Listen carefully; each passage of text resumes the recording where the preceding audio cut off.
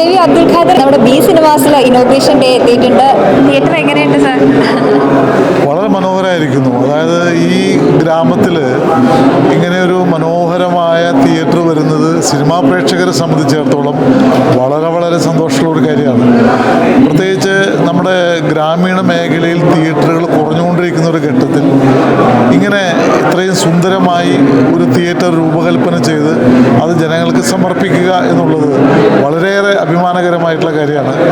എന്നെ പോലെയുള്ള സിനിമ ഇഷ്ടപ്പെടുന്ന ആളുകളെ സംബന്ധിച്ചിടത്തോളം വളരെ തൊട്ടടുത്ത് തന്നെ നല്ലൊരു തിയേറ്റർ വരുന്നു.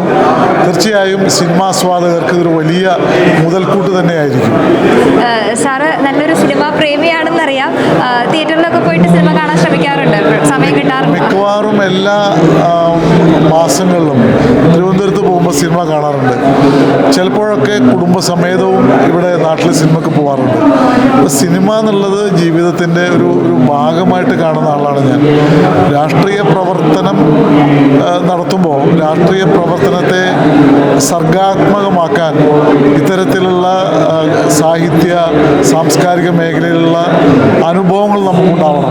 ഇപ്പം സിനിമയിൽ നിന്ന് ലഭിക്കുന്ന ജീവിത അനുഭവങ്ങൾ, സന്ദേശങ്ങൾ വളരെ വലുതാണ്. അതുകൊണ്ട് ഏത് തിരക്കിനിടയിലും ഞാൻ സിനിമ കാണും.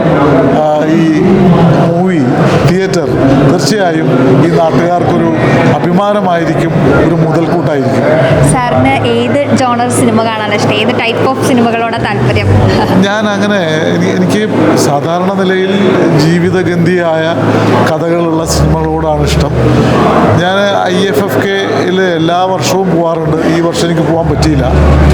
അപ്പോൾ വിദേശ സിനിമകളോട് ഇഷ്ടമാണ്, ഇറാനിയൻ സിനിമകളോട് ഇഷ്ടമാണ്, ഇന്ത്യൻ നവ സിനിമകളോട് ഇഷ്ടമാണ്, മികച്ച തമിഴ് സിനിമകൾ ഇഷ്ടപ്പെടുന്നു. മലയാളത്തിലെ പുതിയ ചെറുപ്പക്കാരുടെ സിനിമകൾ ഞാൻ ഇഷ്ടപ്പെടുന്നുണ്ട്. കാരണം അത് സിനിമയുടെ ചേരുവകളിൽ അവർ വരുത്തിയ മാറ്റം, സിനിമയുടെ ഒരു നവഭാവുകത്വം അവരുടെ സിനിമകളിലുണ്ട്. അതുകൊണ്ട് പുതിയ ചെറുപ്പക്കാരുടെ സിനിമകളും ഞാൻ ഇഷ്ടപ്പെടുന്നുണ്ട്. പ്രത്യേകിച്ച് നല്ല നർമ്മ ഭാവമുള്ള സിനിമകൾ, കുടുംബ ചിത്രങ്ങൾ, ഇതെല്ലാം ഇഷ്ടപ്പെടുന്നുണ്ട്.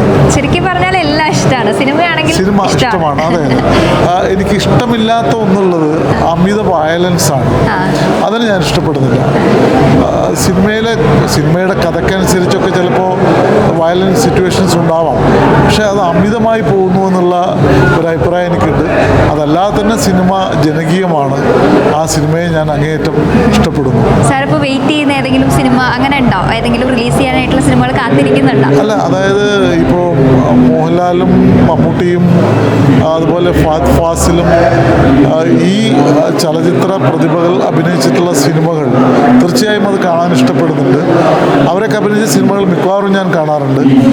ഇപ്പോൾ മമ്മൂട്ടിയും മോഹൻലാലും ഒന്നിച്ച് അഭിനയിക്കുന്ന സിനിമയ്ക്ക് വേണ്ടി കട്ട വെയിറ്റിംഗ് എന്ന് പറയാം പുതിയ ഭാഷയിൽ.